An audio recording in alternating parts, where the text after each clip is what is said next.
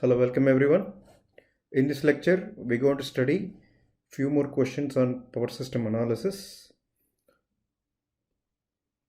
So the first question is, a nuclear power station of 500 megawatt capacity is located at 300 kilometer away from a load center. Select the most suitable power evacuation transmission configuration among the following options. In this question, is asking which is the most suitable transmission configuration to transfer 500 megawatt power over a distance of 300 kilometer. In a lossless transmission line, the power transferred, the power supplied at the sending end, the power received at receiving end, or the power that is being transmitted over the transmission configuration is given by the formula mod Vs into mod Vr divided by mod Xt into sine delta. Understand? Here, this is the formula for the lossless transmission line. This formula is power injected at the sending end, power received at the receiving end, on the overall the power transmitted over the transmission configuration. Understand? Mod Vs is the sending end line to line voltage. Mod Vr is the receiving end line to line RMS voltage, and Xt is the transfer reactance from sending end to receiving end. Sine delta is the power angle difference between mod Vs and mod Vr. Okay. So these are all clear in the theoretical concepts. Now, if you look at this first option, let us assume the reactance of each transmission line is X. So overall the transfer reactance in this first case will become how much? It becomes X by 2. Okay. What is the transmission line voltage? 132 kV. Neglecting the voltage drop in the transmission line, assuming the both mod Vs and mod Vr as 132 kV, then what is the value? The power transmitted over the transmission line will become 132 into 132 divided by X by 2 into sine delta. So many megawatt. Understand? So if you simplify this one, what you're going to get? 4848 by X into sine delta. So this is the power transfer equation for this first option. So what is the best suitable, or what is the most efficient transmission configuration or most stable transmission configuration is the one where the delta value is the least, Now if you go for this second option, here it is a single transmission line which is having 40% series capacitive compensation. So what will be the overall transfer reactance? The overall transfer reactance will become, it is the original reactance of the line is X, but it has been compensated by how much? 40%. So this will become 1 minus 0.4. So the overall transfer reactance will become 0.x. Again, by using the same formula, what is the power transmitted over the transmission line in this configuration? Again, we are taking the sending end and receiving end voltage as 132 kV. The transfer reactance is 0.6x, and this is sine delta. So this value will become how much? This this is the power transfer equation in this second option. Okay.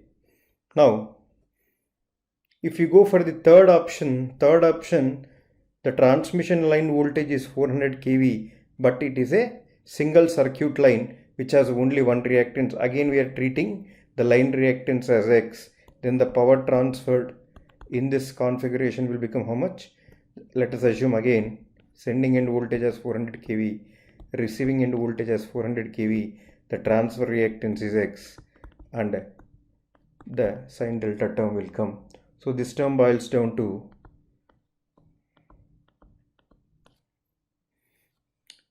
divided by x into sine delta. Okay, so this is the power transfer in the third case. Now, what is the fourth option?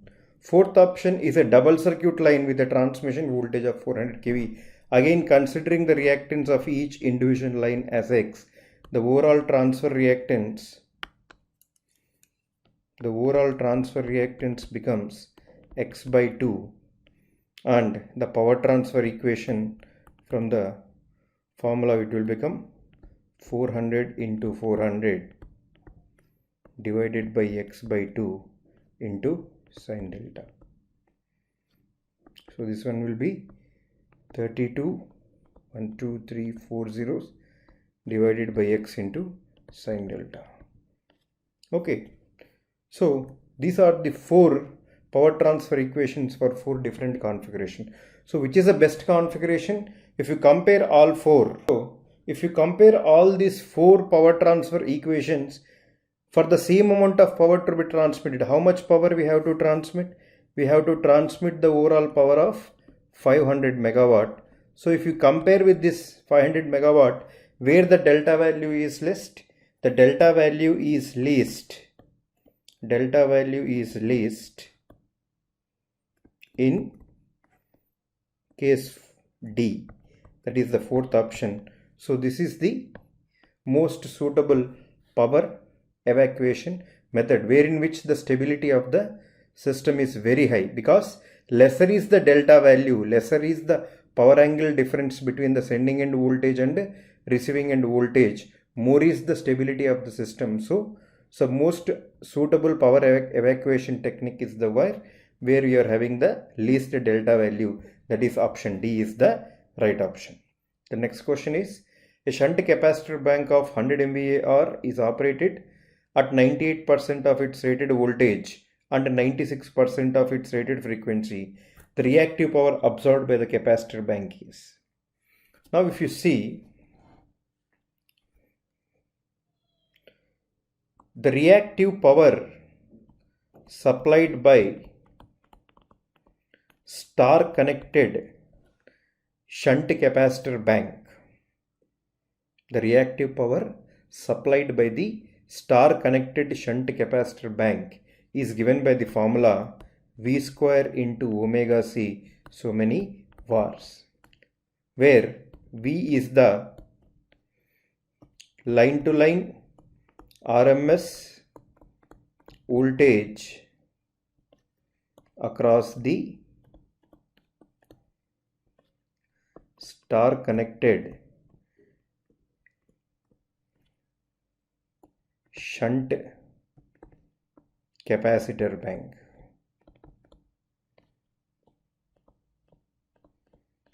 and C is the per phase capacitance of star connected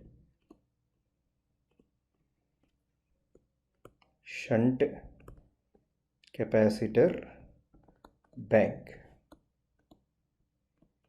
Okay, so all the formulae in power system are developed assuming the power system is star connected. Okay, so the reactive power supplied by the shunt capacitor bank is given by V square omega C var, where V is the line to line RMS voltage across the star connected shunt capacitor bank. C is the per phase capacitance of star connected shunt capacitor bank. In this case, what is the rated capacity of the shunt connected capacitor bank? So if it is operating at its rated frequency and rated voltage, it is having a capacity of 100 MVAr. When its operating voltage under given operating condition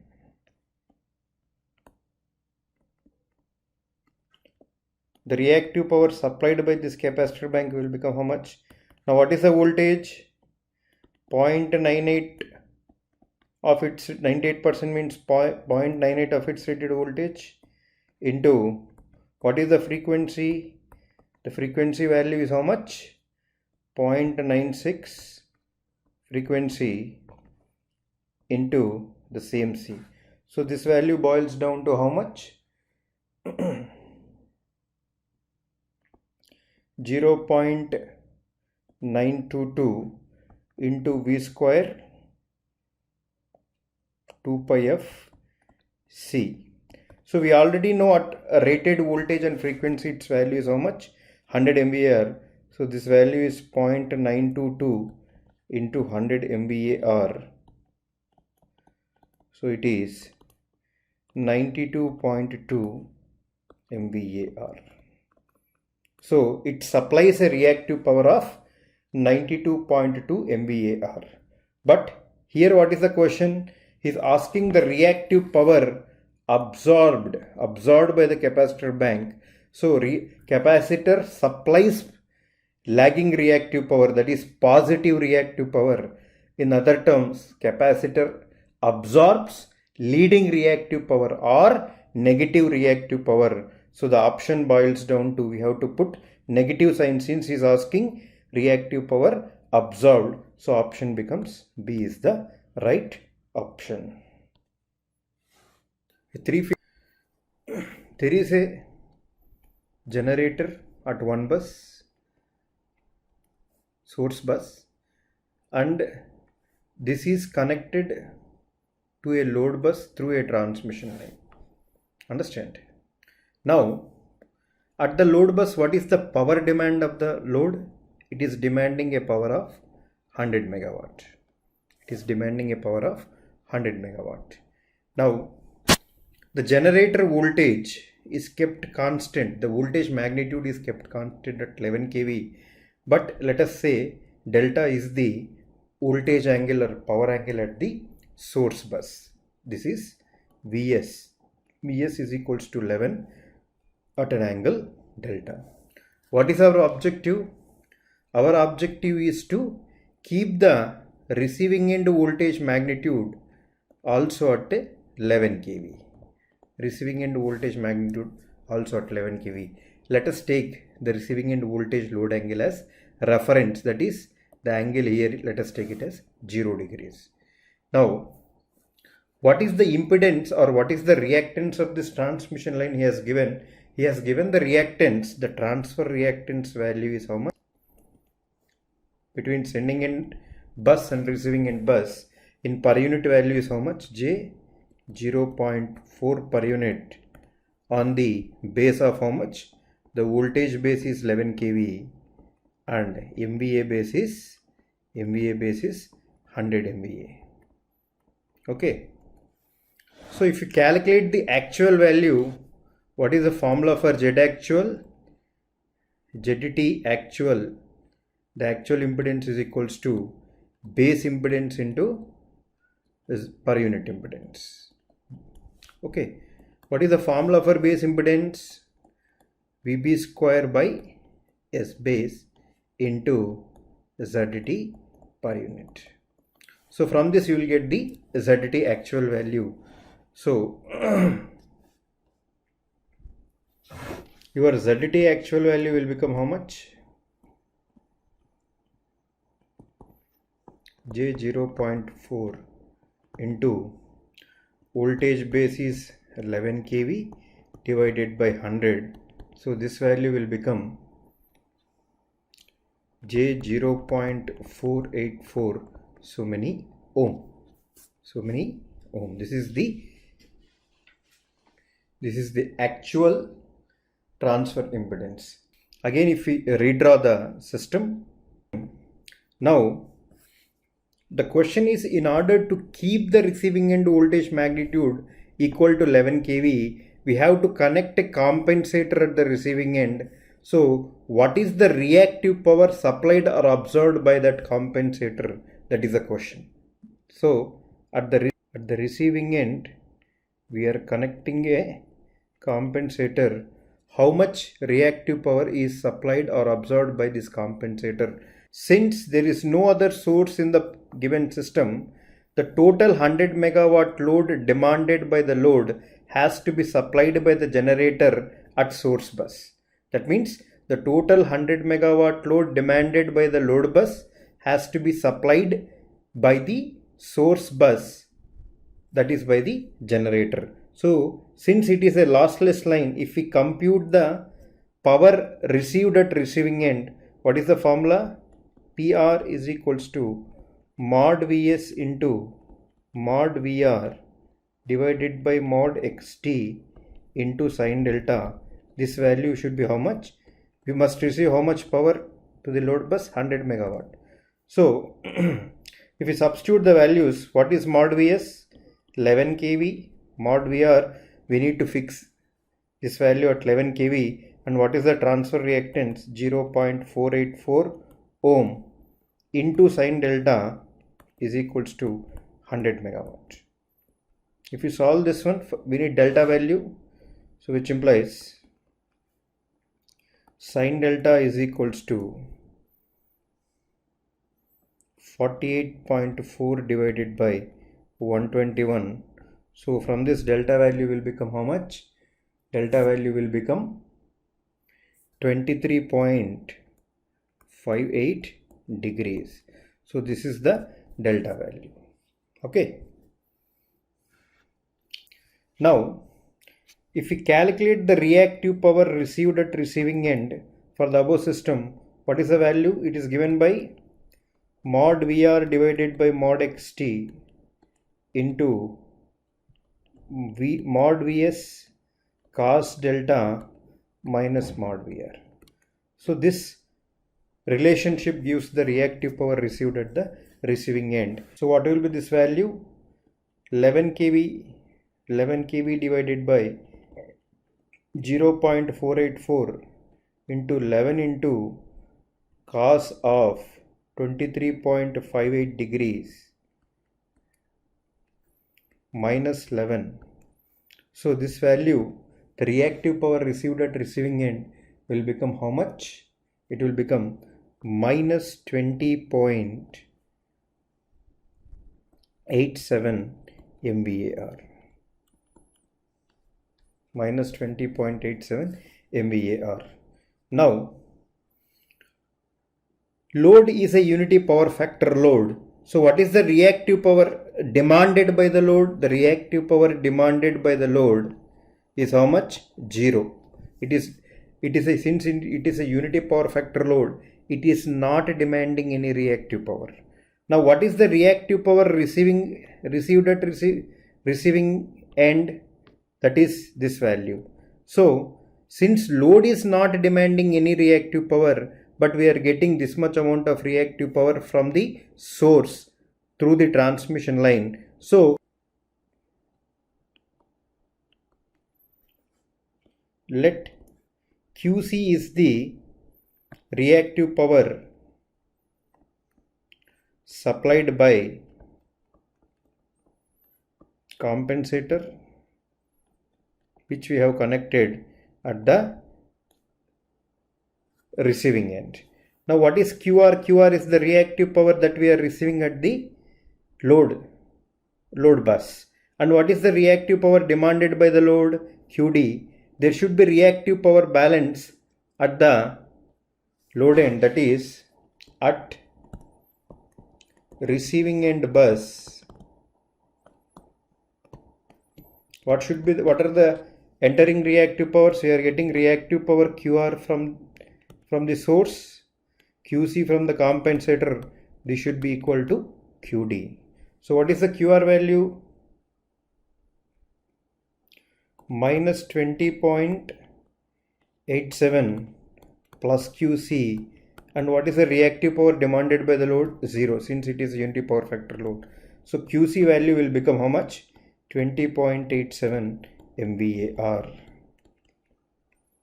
So in the above system, to keep the receiving end voltage equal to 11 kV, at the receiving end we have to connect a compensator that supplies 20.87 MVAR. That supplies 20.87 MVAR. In this question, what you have to understand is that here load is not demanding this any reactive power, but here we are connecting a shunt capacitor which is supplying 20.87 MVA hour of positive reactive power. Why this reactive power is required? This reactive power is required so that we boost up the receiving end voltage to 11 kV. Why? Because this reactive power that is supplied by the compensator is not consumed by load, but it is consumed by the transmission line. So this QC is, this compensator is supplying the reactive power that is being consumed by the transmission line. So here this compensator is doing voltage boosting. It is acting as a voltage controller by injecting this much amount of reactive power at the receiving end. We are boosting up the receiving end voltage equal to 11 kV, which is equal to sending end voltage. That is the concept of this question. Now the next question is, consider a 2-bus system connected by an impedance of J5 ohm. The bus 1 voltage is 100 at an angle 30 and bus 2 voltage is 100 at an angle 0. The real and reactive power supplied by bus 1 respectively are. Very simple question. So here this is bus 1, this is bus 2. Why I am writing source as load? Because here at bus 1 what is the angle? 100 at an angle 30. This is bus 1. At bus 2 what is the angle? 100 at an angle 0. And what is the impedance of transmission line? J5. See, real power always flows from higher load angle to lower load angle. Since from directly looking at the question we know that the higher load angle is present at bus 1, so it must be a source bus. The lower load angle is at bus 2, so it should be a load bus, and real power flows from bus which is having higher power angle to the bus which is having lower power angle. So in this question what we want the complex power supplied by this one. The formula is the complex power supplied by the source bus, in this case bus 1, is given by voltage of that bus into current injected by that bus whole conjugate. Voltage of this bus 1, and current injected by the bus 1 into the transmission line whole conjugate. So let I1 is the current injected by bus 1 into the transmission system. So how we can calculate I1? I1 is equals to V1 minus V2 bus 1 divided by the impedance that is connecting between bus 1 and bus 2. So this value will become how much? 100 at an angle 30 minus 100 at an angle 0 divided by the impedance is J5. So if you substitute in this one, the complex power injected at bus 1 will become how much? V1 is 100 at an angle 30 into 100 at an angle 30 minus 100 at an angle 0 divided by J5 whole conjugate. If you mathematically solve this one, you're going to get how much? You're going to get this value as 1000 plus J 268 this one. So in the complex power, the real part is the active power and the imaginary part is the reactive power. So here the bus 1 is supplying a complex power of the next question is, a balanced delta connected load of 8 plus J6 ohm per phase is connected to a 400 volt 50 Hz 3-phase supply lines. If the input power factor is to improve to UPF by connecting a band of star connected capacitors the required kVAR of the bank is. System is giving. So a star connected source is supplying a delta connected load. The impedance per phase of delta connected load is 8 plus j6 ohm. So he want to improve the power factor of this system to unity power factor by connecting a capacitor, star connected capacitor bank. What is the capacity of that bank? That is a question.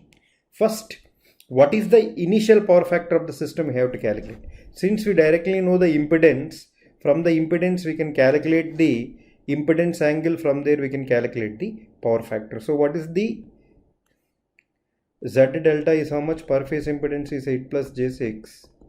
So if you write in the polar form, this will become 10 at an angle 36.86. So the initial power factor of system is how much? The initial power factor of the system is cos of impedance angle 36.86. You will get how much? 0.8. Lag. Why I am writing lag? Because the impedance is inductive in nature. So we know the initial power factor of the system, which is 0.8, lag. Let us call this one as cos phi 1. Initial power factor is cos phi 1 is 0.8 lag. Now complex power absorbed by the load is given by what? VL square by Z star conjugate. So complex power absorbed by the load is given by VL square by Z star conjugate, where VL is the line to line RMS voltage across the load, and Z star is per phase impedance of star connected load. So this is a generalized formula for any three-phase load, three-phase balanced load. The complex power absorbed by the load is given by VL square divided by Z star conjugate, where VL is the line to line RMS voltage across the load. Z star is the per phase impedance of star connected load. But here the impedance is delta connected. First we have to convert into this one. So Z star is equals to Z delta by 3. So since it is a balanced delta, to convert it into star we have to divide the delta impedance by 3. This value will become 8 plus j6 divided by 3, so many ohm. Now what is the complex power absorbed by the load? In this case SL will become, what is the line to line voltage across the load? 400 volt square divided by 8 plus j6 by 3 whole conjugate. So this value will become how much? 3 into 400 square by 8 minus j6. If you simplify this one, you're going to get how much? You're going to get so much value. So the load is absorbing 38.4 kilowatt of real power, and the load is demanding 28.8 kVAR of reactive power. Understand? Our desired power factor is UPF, unity. So let us call this one as cos phi 2.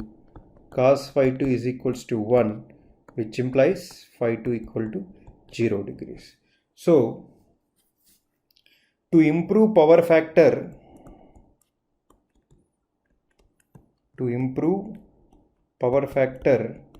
from cos phi 1, that is 0.8, to cos phi 2, that is 1, we need to supply, let us say QC is the reactive power that should be supplied by the shunt capacitor bank. This is given by the formula P into tan phi 1 minus tan phi 2.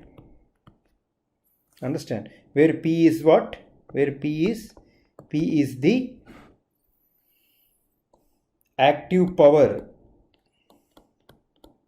or real power demanded by load. This does not change. The load always demands the same amount of, in fact, the real power or the active power supplied by the source, it will not change in the course of power factor improvement. It remains constant. So this value we have already computed. What is this value? 38.4 kilowatt.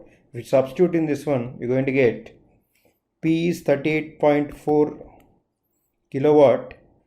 Cos phi 1 is how much? 0.8. So in this case, phi 1 is how much? 30 tan into 36.86 minus tan 0. So this value will become 38.4 into 0.75. This is 28.8 kVAR. So this much amount of reactive power has to be supplied by the compensator to improve the power factor from 0.8 to 1. Okay. There is one more method to approach this problem. We can directly tell the answer. We have already computed what? The initial power factor of the system is 0.8 and what? Complex power absorbed by the load is 38.4 kilowatt and 28.8 kVAR. 28.8 kVAR. Now we need to improve the power factor from 0.8 to unity. Unity means unity power factor occurs where source only supplies real power. Source will not supply any reactive power. That means unity power factor is achieved when source power, that is the source should only supply 38.4 kilowatt only. It should supply zero reactive power. Okay. In this case, the total reactive power that is demanded by the load has to be supplied by the compensator or the shunt capacitor bank that is connected across the load. So we can directly tell the shunt capacitor bank capacity that is required to improve the power factor to unity is 28.8 kVAR, because under unity power factor condition, the source only supplies real power. It will not supply any reactive power to the load. Whatever the reactive power that is demanded by the load has to be supplied by the local compensator that is connected across the load. That is the one. Now the next question is, the two networks are connected in cascade as shown in the figure with usual notations. The equivalent ABCD constants are obtained. Given the value of C is 0.025 at an angle 45 degrees, the value of Z2 is. Here he is telling he has computed the equivalent ABCD parameter of this given combination. Here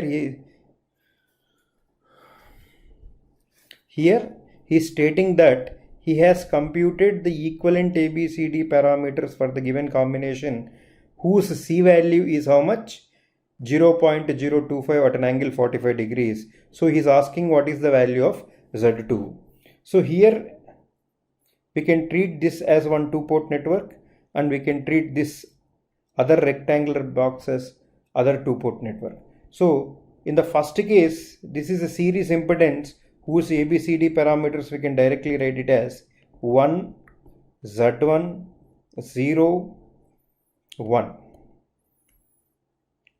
For the second term, we can treat it as a shunt admittance where the equivalent ABCD parameters we can directly write as 1, 0.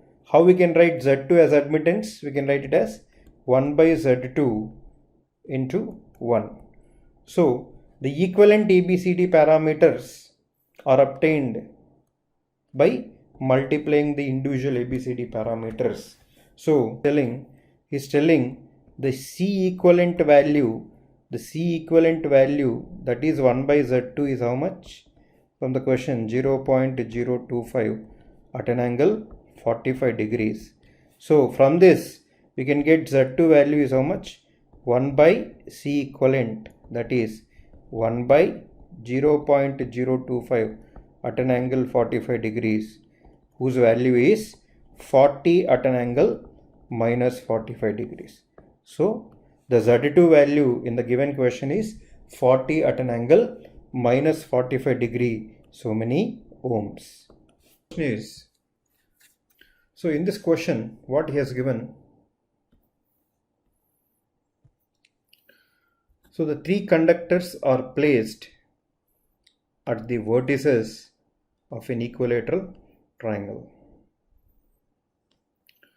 Now let us call this conductor as A, B and C. What is their respective distances he has given? Given configuration where all these distances are 1 meter. What he gave? The geometric mean radius of each conductor is 0.01 meter. Now to calculate the positive sequence reactance, we have to calculate the positive sequence inductance. See, you need not get confused by the term positive sequence reactance, positive sequence inductance. It is the inductance of the transmission line under balanced condition. That means it is the normal inductance, series inductance of the line when the power system is balanced, that we can also call as a positive sequence inductance or positive sequence reactance. So what is the inductance per phase formula? In this case it is 0.2 into logarithm of GMD by GMR, so many millihenry per kilometer. 0.2 into natural log of GMD by GMR. So what is the GMD formula? Here how many distances would come? If you calculate from A, there would be 6 distances, because distance from conductor A to B, A to C, B to C, B to A, C to A and C to B. This is DAB into DAC into DBA into DBC into DCA into DCB. So these are the all possible distances for this given configuration. So since all the distances are 1, so you're going to get 1 into 1. So this is 1 meter. So geometric mean distance for the given configuration is 1 meter. We already know the geometric mean radius. So if you calculate inductance per phase, this value will become how much? 0.2 into logarithm of GMD is 1. GMR is 0.01 meter, so many millihenry per kilometer. So if you calculate this value, you're going to get how much? 0.921 millihenry per kilometer. So what is the reactant? Reactance per phase is 2 pi FL, that is equals to 2 pi into 50 into 0.921 into 10 power minus 3 ohm per kilometer. So this value will come as 0.289 ohm per kilometer. So this is the positive sequence reactance in ohm per kilometer for the given problem. So again I am reiterating the fact, the positive sequence term specifies that the power system is in balanced condition. Whenever you encounter the positive sequence term, that means the power system is in balanced condition. The ABCD parameters of three-phase transmission line are given. A value is 0.9, B value is 200 at an angle 90 ohm, C value is 0.95 into 10 power minus 3 at an angle 90 Siemens. At no load condition, a shunt inductive reactor is connected at receiving end of the line. To limit the receiving end voltage equal to sending end voltage, the ohmic value of this reactor is. So, what is the question?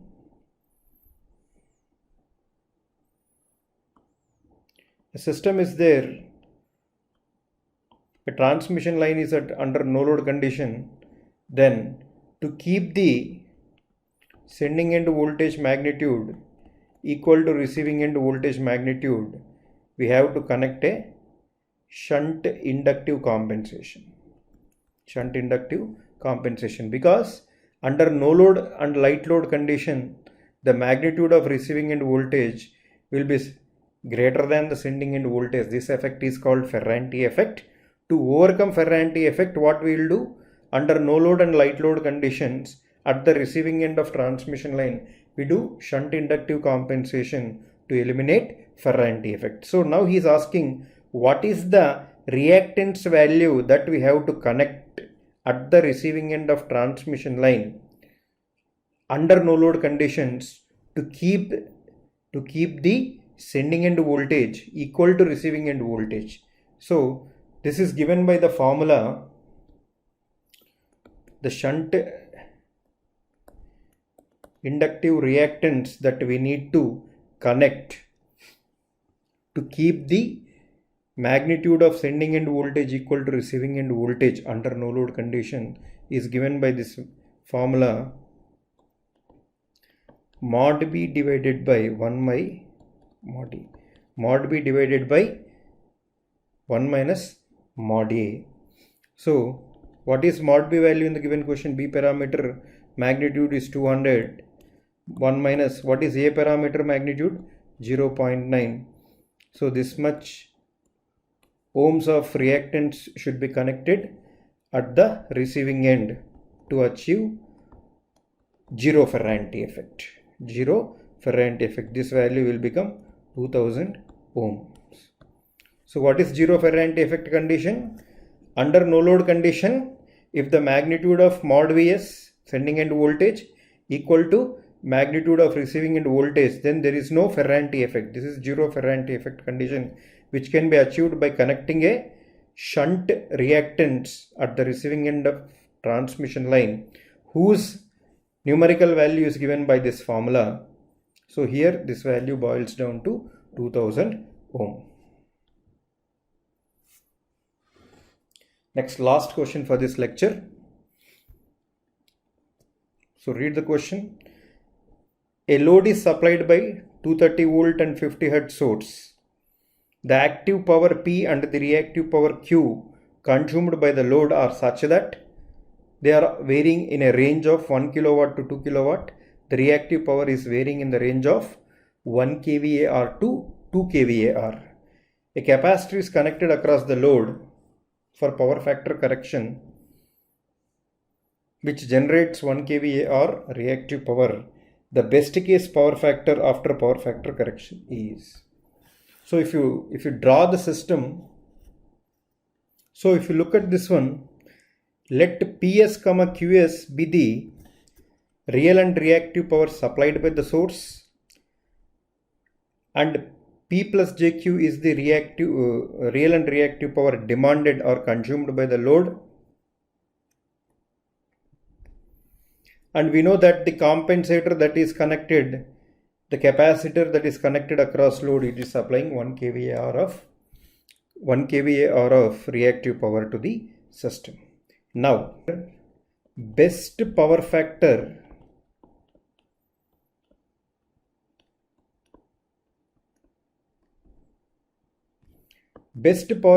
is possible when the load consumes minimum reactive power. That means the best power factor is possible when the load consumes minimum reactive power. That is, what is the minimum reactive power consumed by the load? The Q value is varying between 1 kVAR to 2 kVAR. the Q minimum value, the minimum value of reactive power demanded by load is 1 kVAR. So if the reactive power demanded by the load is 1 kVAR, then what is the reactive power coming from the source?